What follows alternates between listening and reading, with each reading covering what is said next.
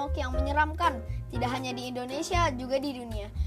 WHO pun menyebutkan bahwa kanker merupakan salah satu penyebab kematian utama di seluruh dunia. Kematian akibat kanker ini di dunia diperkirakan akan terus meningkat hingga lebih dari 13,1 juta pada tahun 2030. Wah, sangat mengerikan ya. Nah, untuk berbincang tentang hal ini, Rafid sudah bersama dengan tamu kita yang berbagi informasi dengan kita semuanya. Yuk kita sambut Dr. Kanti. Halo.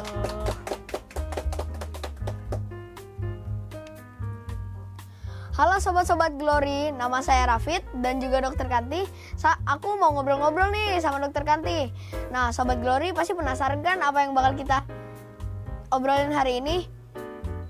Nah, pada kali ini tema kita yaitu tentang cancer awareness. Sebagai quote dari Dennis Wiley yaitu adalah bahwa kesehatan merupakan salah satu aset yang paling berharga. Nah, karena Dr. Kanti ini adalah salah satu alumni di Global Mandiri, aku mau tanya-tanya nih. Kak, menurut kakak selama pengalaman di sini, menurut kakak gimana sih pengalamannya? Pengalaman di Global ya? Iya. Oke, jadi aku kan di Global ini udah 6 tahun ya, ikut SD selama 6 tahun. Selama 6 tahun itu asik sih, suka sama kegiatan, kemudian acara-acara di Global, activity-nya, learning prosesnya, discussion group-nya, gitu. Menurut kakak, kangen gak sih pas kakak kesini lagi? Kangen sih, udah tahun-tahun, udah belasan tahun gak kesini. Dengar-dengar kakak ini sekarang mau dinas ya di Ambon selama setahun. Iya, betul. Itu beneran setahun, Kak?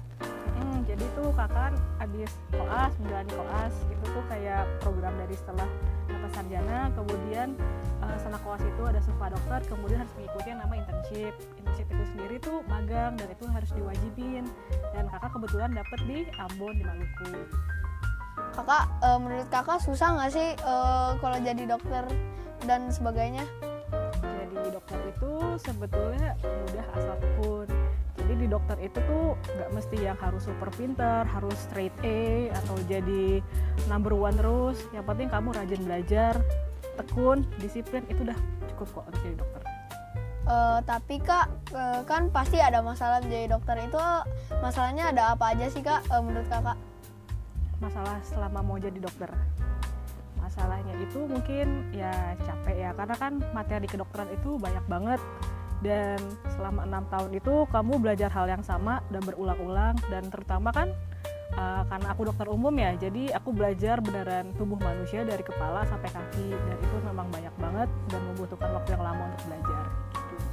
Nah, sebelum itu teman-teman jangan lupa untuk like, comment, subscribe, dan juga share kemana-mana ya teman-teman. Boleh dong Dok, barangkali salam-salam nih untuk kita sobat-sobat Glory. Oh iya, oke. Halo Sobat Glory. Gitu? Nah, sekarang boleh dong diceritain singkat saja bagaimana awal mula perjalanan dokter bisa sampai sini. Oke, jadi aku kalau mulai pendidikannya ya, pertama itu TK nggak di sini sih, dekat rumah. Kemudian SD di sini di Global Mandiri selama 6 tahun, mulai dari 2003 sampai 2009-2010. Kemudian SMP dan SMA nggak di sini, dan kemudian kuliah di UGM, di FKUGM. Kak, salam-salam buat angkatan kakak nih, apa aja nih? Oke. Halo teman-teman, udah lama ya ketemu ya. Jadi sekarang tuh Global udah ada acara namanya Prime Talk. Ini sekarang aku lagi diwawancara nih sebagai first alumni. Mungkin nanti teman-teman bisa datang ke sini sekarang untuk wawancara. Dok, kan kita harus menyadari apa gangguan yang ada di tubuh kita Dok, terutamanya kanker nih. Aku mau tahu dong Dok seputar tentang kanker. Jadi dari definisi dulu ya. Jadi kanker itu tuh adalah pertumbuhan jaringan atau sel dalam tubuh kita yang abnormal dan tidak terkendali. Nah, dari pertumbuhan ini tuh dia bisa menyebar ke jaringan lain atau di dalam situ aja gitu. Dan kalau dari jenisnya kanker tuh ada 5 jenis. Rafid mau jelasin atau enggak?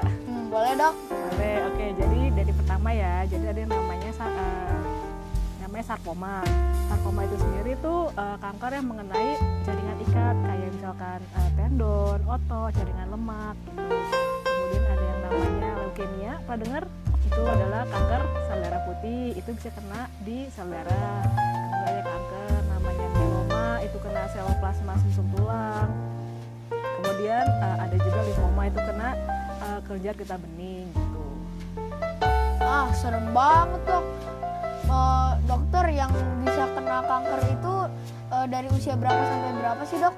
Kalau dari usia itu sebetulnya nggak ada ya, cuma kalau memang dari prevalensi paling banyak itu kanker kena di lansia atau di atas 65 tahun. Kenapa? Karena di umur segitu itu kan manusia udah kena banyak paparan kan, dari makanan, kemudian polusi, atau mungkin dia merokok atau minum alkohol gitu. Tapi ada kemungkinan itu terkena di anak-anak, remaja atau dewasa. Dok, cara kita tahu kita kena kanker itu apa aja dok? Kita tahu itu kan ada yang namanya gejala ya. Nah gejala itu tuh biasanya yang paling umum di kanker itu mungkin nanti dia kayak demam itu lama bisa sampai 2 minggu, 3 minggu. Dan itu nggak tinggi, mungkin hanya 37 sampai 38 derajat. Terus biasanya nanti ada penurunan berat badan. Penurunan berat badannya itu biasanya berbulan-bulan, kayak dari beratnya 50 tiba-tiba jadi 40 gitu. Dan juga nanti biasanya orangnya sering merasa lelah, pusing gitu, atau mungkin ada benjolan-benjolan dalam tubuhnya. Nah, kita berarti sekarang Sobat Glory kita harus selalu aware nih sama badan kita sendiri. Dok, apakah kanker ini bisa disembuhkan dok? Kanker itu bisa disembuhkan tergantung dari stadiumnya. Jadi aku jelas sebentar ya stadium ya. Jadi di kanker itu kan ada 4 stadium, di mana ada yang namanya early cancer, itu stadium 1 sampai 3 awal, dan namanya late cancer stadium 3 akhir sampai 4. Nah, early cancer ini itu bisa disembuhkan. Karena kenapa? Pengobatan itu bersifat kuratif, artinya menyembuhkan dengan outcome yang baik, artinya bisa sembuh gitu. Sedangkan untuk yang late cancer itu untuk pengobatannya namanya paliatif. Paliatif itu apa? Itu adalah untuk outcome-nya membuat orang itu quality of life-nya jadi baik. Waduh, serem juga ya dok. Dokter, kalau cara kita buat mengantisipasinya gimana ya dok? Oke, jadi kalau untuk antisipasinya itu pertama itu kita harus menjaga namanya pola hidup ya, dari makanan, kemudian olahraga, dan juga untuk dari cara kita meng-coping stres. Kalau dari olahraga itu baiknya itu 3-5 kali sehari dengan intensitas 30 menit setiap durasinya. Kemudian untuk makanannya itu ya kita makan makanan yang berserat, vitamin, dan juga fresh. Ada beberapa makanan yang memang harus dijauhi seperti makanan processed food atau berpengawet, karena itu kan mengandung senyawa karsinogenik ya. Kemudian juga ada seperti makanan yang dibakar atau yang digoreng dengan minyak yang banyak yang sering dipakai, itu kan juga nanti ada komponen kimia yang dapat menyebabkan karsinogenik. Nah Sobat Glory, sebelum kita terkena, ayo kita waspada dengan seperti berolahraga dan pola hidup yang sehat.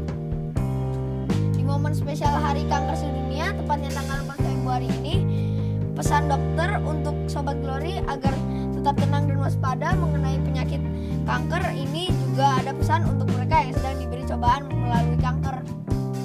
Menurut kakak pesannya ada apa aja? Pesannya itu ya karena ini ya, aku langsung ngomong aja ya.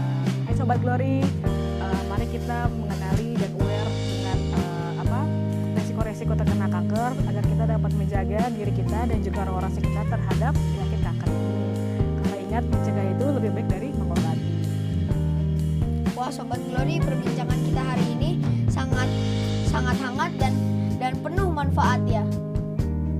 Kak Dokter Kanti sudah datang hari ini dan banyak memberikan informasi tentang pentingnya kesadaran kita dalam menjaga kesehatan, terutama kanker. Sekali lagi, yuk kita beri apresiasi untuk narasumber kita hari ini.